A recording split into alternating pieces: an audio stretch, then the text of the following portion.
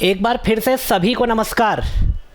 एक बार फिर उपस्थित हूँ आपके सामने लेकर के श्रीमद् भगवद गीता। इससे पहले प्रथम अध्याय के 10 श्लोकों का हमने वाचन और उसकी व्याख्या को जानने का प्रयास किया। आइए क्रमशः आज आगे बढ़ते हैं। आज हमारा आज का पहला श्लोक और अध्याय का 11वां श्लोक हमारे सामने है।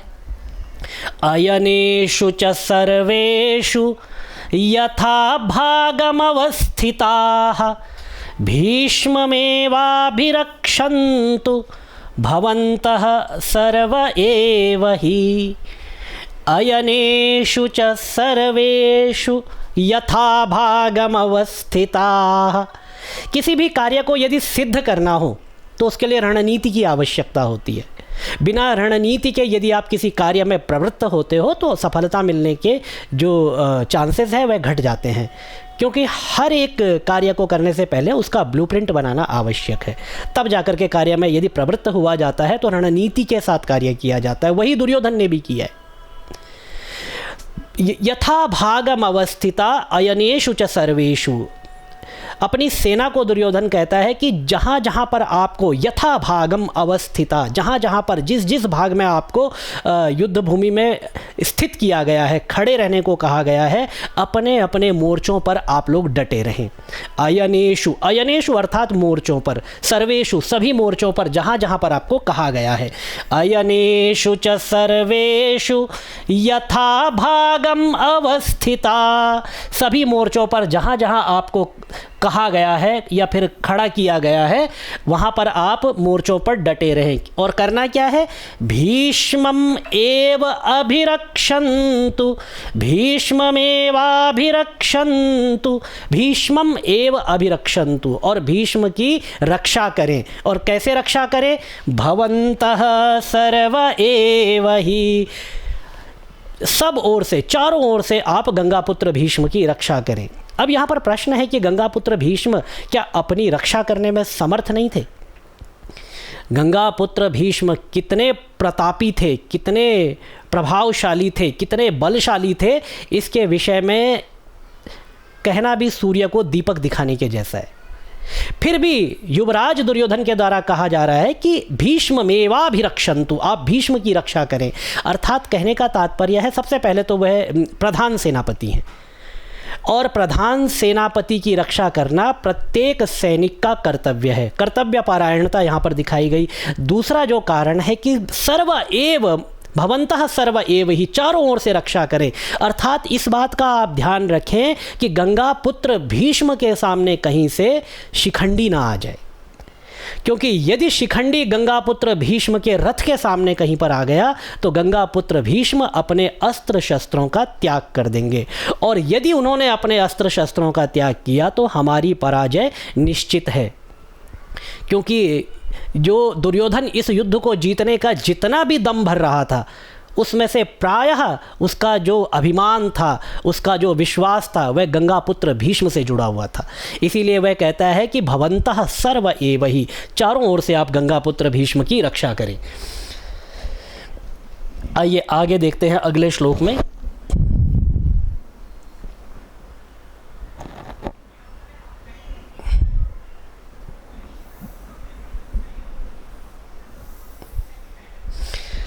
तस्य संजनयन् हर्षं कुरु वृद्धः पितामहः सिंहनादं विनद्योच्चैः शंखं दद्मौ प्रतापवान्।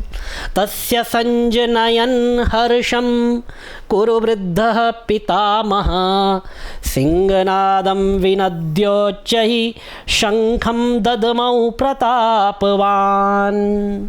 अब ये पितामह, पितामह का विशेषण है प्रतापवान। पितामह कैसे थे? प्रतापवान थे। तो गंगापुत्र भीष्म कितने प्रतापी थे यह स्वयं भगवान वेदव्यास ने लिखा है। अब यहाँ पर ये जो वार्तालाप चल रहा है, ये वार्तालाप आचार्य द्रोण और युवराज दुर्योधन के बीच में चल रहा है।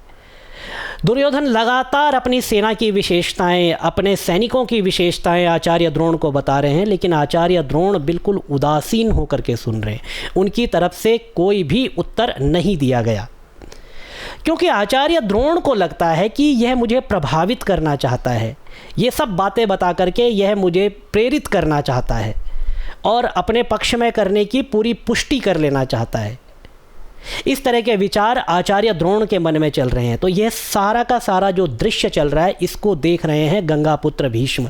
और गंगापुत्र भीष्म केवल कौरव सेना के सेनापति नहीं हैं, वह दुर्योधन के पितामह दादा भी हैं। द्रोणाचार्य को दुर्योधन की बातों से क्या आभास होता है वह तो द्रोणाचार्य जाने, लेकिन गंगापुत्र भीष्म को केवल दुर्योधन की यहाँ पर बाल सुलभ चपलता और चंचलता दिखाई देती है। इसीलिए जब द्रोणाचार्य कोई उत्तर नहीं देते कि उसका उत्साह दुर्योधन का कहीं कम ना पड़ जाए, यह देख करके गंगापुत्र भीष्म उसकी ओर देख करके अपने मंद स्मित हाथ से उसको प्रेरित करने का प्रयास करते हैं। तस्य संजनयन हर्षम, उसकी तरफ हर्ष से देखते हैं। और कौन देखते हैं? कुरुवृद्धः पितामह, जो प्रतापवान पितामह थे वह उसकी तरफ देखते हैं। संजनयन हर्षम, हर्ष के साथ देखते हैं और उसके उत्साह को बढ़ाते हैं। तस्य संजनयन हर्षम कुरुवृद्धः पितामह, पितामह उसकी ओर देखते हैं। अब यहाँ पर गंगापुत्र भीष्म को कहा गया है कुरुवृद्ध, कि कुरुओं में जो श्रेष्ठ जो वृद्ध हो उन्हें कुरुवृद्ध कहा जाता है। अब इस युद्ध की बात करें तो गंगापुत्र भीष्म की जो आयु थी इस समय 175 वर्ष की थी, और उनसे भी अधिक आयु में कोई वृद्ध थे तो उन्हीं के चाचा महाराज शांतनु के छोटे भाई बाहवीक जो थे गंगापुत्र भीष्म से आयु में बड़े थे। लेकिन फिर भी यहाँ पर महामुनि वेदव्यास ने या सारथी संजय ने कुरुवृद्ध शब्द का प्रयोग गंगापुत्र भीष्म के लिए किया है, क्योंकि यद्यपि यहाँ पर कुरुवृद्ध शब्द से आपको जो शांतनु के भाई हैं उनको लेना चाहिए था,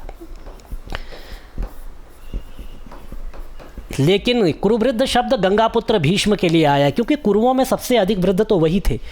लेकिन यहाँ पर केवल आयु की बात नहीं की गई है। देखिए, एक होता है वयोवृद्ध, एक होता है ज्ञान वृद्ध। तो ज्ञान में, धर्म में, नीति में और ईश्वर के अस्तित्व को समझने में गंगापुत्र भीष्म अधिक निपुण थे, और ज्ञान वृद्ध होने के कारण उनको यहाँ पर कुरुवृद्ध कहा गया है। कुरुवृद्ध पितामह।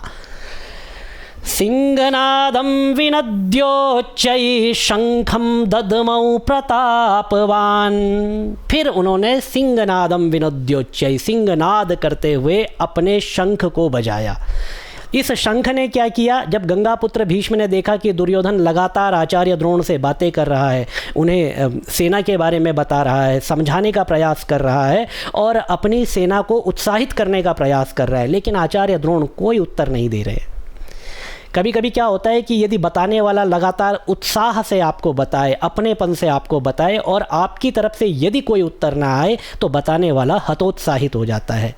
इस भाव को भांप लिया गंगापुत्र भीष्म ने, और आचार्य द्रोण की तरफ से कोई उत्तर ना आने के कारण उन्होंने मंद स्मित हास के साथ दुर्योधन की तरफ देखा, उसके उत्साह को बढ़ाया, और यदि कहीं उत्साह थोड़ा बहुत कम रह गया था तो उन्होंने अपने शंख को बजाया, और इस शंख ने दुर्योधन को और अधिक प्रेरित कर दिया। सिंहनादं विनद्योच्चैः शंखं दद्मौ प्रतापवान। प्रतापवान पितामह कुरुवृद्धः सिंहनादं विनोद्योच्चैः शंखं दद्मौ, उन्होंने शंख को बजाया, और इस शंख ने क्या किया? संजनयन हर्षम, दुर्योधन के हृदय में हर्ष को उत्पन्न किया। इस तरह से यहाँ पर जो है एक युवराज के प्रति सेनापति का कर्तव्य भी दिखाई देता है, और एक अपने प्रपौत्र के प्रति पितामह का जो स्नेह है, दादा का जो लाड है, वह भी दिखाई देता है। किसी तरह से मेरा जो प्रपौत्र है, मेरा जो पोता है, वह दुखी ना हो जाए, वह उदास ना हो जाए, इसका भी गंगापुत्र भीष्म ने इस युद्ध भूमि में ध्यान रखा। अब देखिए, धीरे धीरे मोह की जो लाइनें हैं वो ये समझिए कि अब धीरे धीरे गीता की तरफ बढ़ रही है, क्योंकि विषाद यहीं से उत्पन्न होता है। आइए आगे है वो, उसके बारे में आगे बात करेंगे, अभी चलते हैं।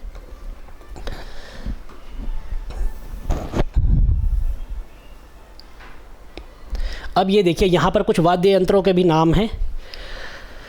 ततः शंखाश्च भैर्यश्च पणवानक गोमुखाः सहसैवाभ्यहन्यन्त सशब्दस्तुमुलोऽभवत् ततः शङ्खाश्च भैर्यश्च पणवानकगोमुखाः सहसैवाभ्यहन्यन्त सशब्दस्तुमुलोऽभवत्।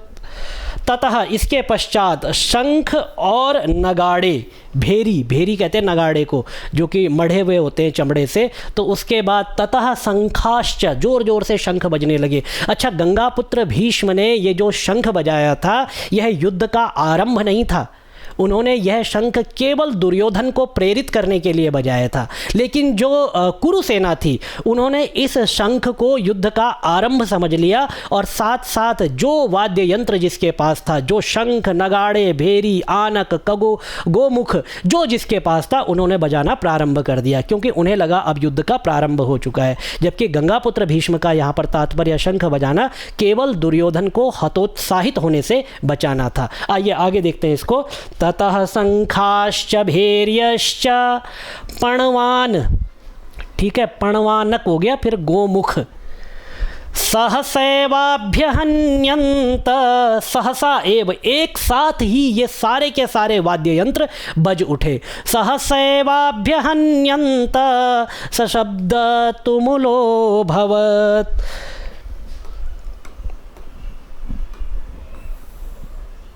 और इससे एक बड़ा भयंकर शब्द उत्पन्न होने लगा, बहुत युद्ध भूमि में एक भयंकर वातावरण उत्पन्न हो गया। अब इन वाद्य यंत्रों को एक बार समझ लेते हैं। तो शंख, सभी लोग जानते हैं शंख क्या होता है।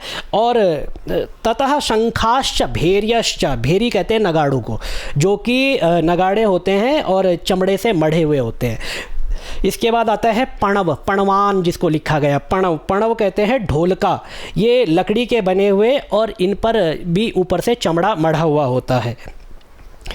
आनक, उसके बाद ये आनक आता है, तो आनक कहते हैं मृदंग को, और इसी आनक को पखावज भी कहा जाता है। आकार में ये लकड़ी की बनाई हुई ढोलक के समान होते हैं और मिट्टी के बने हुए होते हैं और इन पर ऊपर से चमड़ा मढ़ा हुआ होता है। इसके बाद गोमुख, गोमुख नरसिंगे का नाम है, आकार में सांप की तरह होते हैं, टेढ़े मेढ़े, आगे से गाय का मुख बना हुआ होता है, इसीलिए इनको गोमुख भी कहा जाता है। कभी आप यदि कुंभ मेले में गए होंगे और आपने समष्टि प्रसाद ग्रहण किया होगा, तो जो नागा साधु होते हैं, जो बाबा लोग होते हैं, वह भोजन का प्रारंभ होते ही ये गोमुख बजा करके भोजन के प्रारंभ की सूचना देते हैं या प्रसाद प्रारंभ होने की सूचना देते हैं। वहाँ पर आप किसी भी कुंभ मेले में जब आप जाएं, समष्टि प्रसाद ग्रहण करें, वहाँ पर आप इसको देख भी सकते हैं। सशब्दस्तुमुलोऽभवत्, ऐसा भयंकर शब्द उत्पन्न हो गया, क्योंकि 11 अक्षौहिणी सेना थी कौरवों की, और एक अक्षौहिणी में प्रायः 2 लाख सैनिक होते हैं, क्योंकि एक चतुरंगिणी सेना 2 लाख सैनिकों की होती है। 4 अंग सेना में होते हैं, और 4 अंग होते हैं हाथी, घोड़े, रथ और पैदल, 2 लाख सैनिक। और इस तरह से यदि माना जाए तो 11 अक्षौहिणी सेना लगभग 22 लाख सैनिक थे। 22 लाख में से यदि 10% ने भी यदि ये वाद्य यंत्र बजाए होंगे तो भयंकर शब्द कुरुक्षेत्र की भूमि में उत्पन्न हुआ होगा। आइए आगे बढ़ते हैं। ततः श्वेतैर्हयैर्युक्ते, देखिए पांडवों का प्रवेश हो रहा है यहाँ पर। ततः श्वेतैर्हयैर्युक्ते महती स्यन्दने स्थितौ माधवः पांडवश्च एव दिव्यौ शंखौ प्रदद्मतु। माधवः पांडवश्च एव, देखिए पांडवः एक वचन का प्रयोग किया है और माधवः एक वचन का प्रयोग किया है। माधव, माधव किसको कहते हैं? देखिए यहाँ पर माधव शब्द का अर्थ देखिए, माँ अर्थात लक्ष्मी, ठीक है, और धव, धव अर्थात पति, लक्ष्मीपति, माधव अर्थात यहाँ पर नारायण भगवान श्री कृष्ण का नाम है माधव, ठीक है। माधवः पांडवः, पांडवः एक ही पांडव की बात की गई है, क्योंकि एक वचन का प्रयोग है। तो यहाँ पर माधवः, जब माधव की बात की जाएगी तो साथ में अर्जुन की बात की जाएगी, क्योंकि दोनों एक ही रथ पर बैठे हुए हैं। तो माधवः पांडवश्चैव दिव्यौ शंखौ प्रदत्मतु, दोनों ने भी, माधव और पांडव अर्थात अर्जुन ने, दिव्यौ शंखौ, अपने दिव्य शंख, प्रदत्मतु बजाए, दोनों ने अपने दिव्य शंखों का घोष किया। और कैसे हैं दोनों के दोनों, उनके विशेषण देखिए। ततः श्वेतैर्हयैर्युक्ते, श्वेत ही हयई, श्वेत ही हयई, श्वेत हयई अर्थात घोड़ों पर, सफ़ेद रंग के घोड़ों से युक्त, महती बहुत महान, स्यंदने अर्थात रथ पर स्थित, सफ़ेद रंग के घोड़ों से युक्त एक महान रथ पर बैठे हुए माधव और पांडव, कृष्ण और अर्जुन ने दिव्यौ शंखौ प्रदत्मतु, दिव्य शंख बजाए। अब यहाँ पर देखिए, इस जो रथ है अर्जुन का, इसको महती स्यंदने स्थितौ, महान रथ क्यों कहा गया है, इसको क्लियर करते हैं। महती स्यंदने स्थितौ, तो महान रथ पर बैठे हुए कृष्ण और अर्जुन ने दिव्य शंख बजाए। अब ये रथ महान कैसे है? अग्निदेव लगातार यज्ञों में घृत की आहुतियाँ लेने के कारण उनको अजीर्ण अर्थात अपच हो गया था, और इस अपच को दूर करने के लिए उनके पास एकमात्र साधन था जड़ी बूटियाँ, औषधियाँ, और वह औषधियाँ थी खांडव वन में। अब खांडव वन में जब भी वह औषधियों का भक्षण करने के लिए जाएं, क्योंकि अग्नि यदि कुछ भी भक्षण करेगी तो आग लगेगी, अग्नि की लपटें बढ़ेंगी, तो देवता उनको रोक देते थे और इंद्रदेव वहाँ पर वर्षा करके उस अग्नि को बुझा देते थे। तो अग्नि कभी भी खांडव वन की औषधियों का सेवन नहीं कर पाए और उनका अजीर्ण अपच कभी दूर नहीं हुआ। जब इंद्रप्रस्थ को बसाने की बात आई तो कृष्ण और अर्जुन की सहायता से अग्नि ने समस्त खांडव वन को जलाकर राख कर दिया। अब वहीं पर जो नागराज तक्षक है उसकी कहानी भी आती है, तो चलिए फिर कभी प्रसंग में लेंगे उसको। अभी यहाँ पर अग्नि ने खांडव वन को समस्त जला करके भस्म कर दिया, उसकी समस्त औषधियों को लेकर के अपने अजीर्ण को दूर कर दिया। अब यहाँ अग्निदेव ने प्रसन्न होकर के अर्जुन को एक रथ प्रदान किया। ये रथ कैसा था? इस रथ में 9 बैलगाड़ियों के में जितने अस्त्र शस्त्र रखे जाते हैं उतने अस्त्र शस्त्र सदैव रखे रहते थे। इसकी जो पताका थी वह 4 कोस तक लहराती थी, और पताका न कभी किसी पेड़ से उलझती, न हवा से उलझती, न कहीं टकराती थी। इस तरह का ये दिव्य रथ था। तो दिव्य महती स्यंदने स्थितौ, इसीलिए अर्जुन के रथ को यहाँ पर महान स्यंदन, महान रथ कहा गया है। ठीक है, आगे बढ़े। इसके बाद माधवः पांडवश्चैव दिव्यौ शंखौ प्रदद्मतु, उन्होंने दिव्य शंखों का वादन किया, दिव्य शंख बजाए। आगे देखते हैं। अब देखिए शंखों के नाम आगे। पांचजन्यम ऋषिकेशो देवदत्तम धनंजयः पौंड्रम दद्मो महाशंखम भीमकर्मावृकोदरः। पांचजन्यम ऋषिकेशो, 2 शब्द है यहाँ पर, पांचजन्य और ऋषिकेश, दोनों शब्दों को समझना है।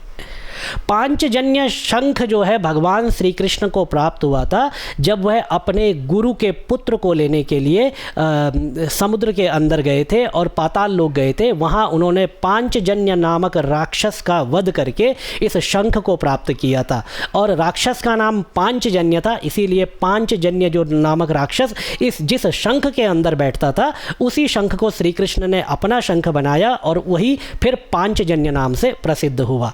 अब भगवान श्री कृष्ण का शंख का नाम है पांचजन्य और भगवान श्री कृष्ण का नाम है ऋषिकेश। देखिए 2 शब्द हैं यहाँ पर,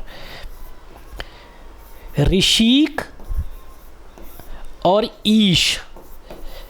ठीक है, ऋषिक और ईश। तो ऋषिक और ईश में यहाँ पर हो जाती है आपकी गुण संधि। गुण संधि होने के कारण अ है यहाँ पर अंतिम अक्षर, इधर ई है, अ प्लस ई। अवर्ण से यदि अच परे हो, आगे ई परे हो, तो अ और ई के स्थान में ए गुण हो जाता है। तो ऋषिक ईश में ए लग जाएगा, यह ऋषिकेश बन जाएगा। अब इन 2 शब्दों का अर्थ देखिए। ऋषिक शब्द का अर्थ होता है इंद्रियां,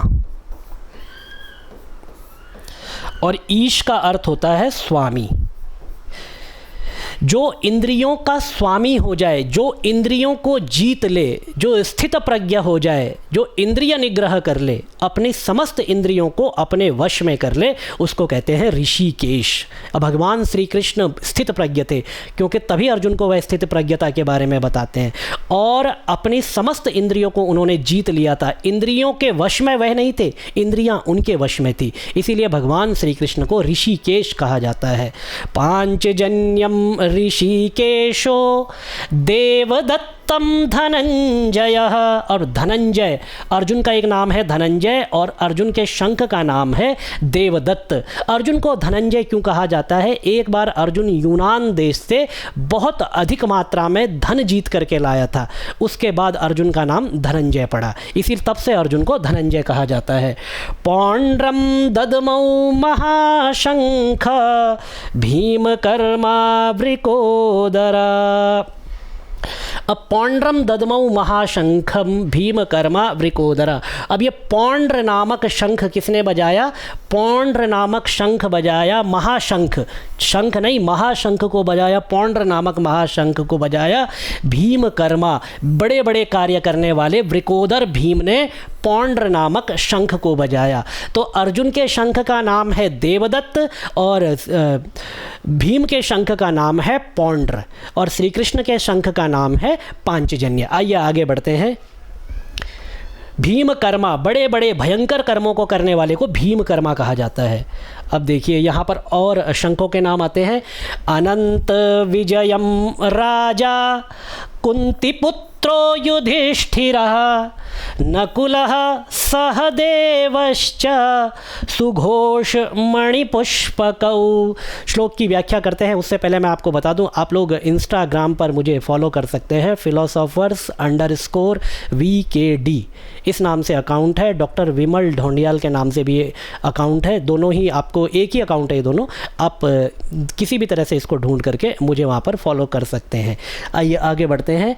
अनंत विजयम राजा कुंतीपुत्रो युधिष्ठिरः। कुंतीपुत्र युधिष्ठिर राजा, राजा कुंतीपुत्र युधिष्ठिर ने अनंत विजयम, अनंत विजय नामक शंख बजाया।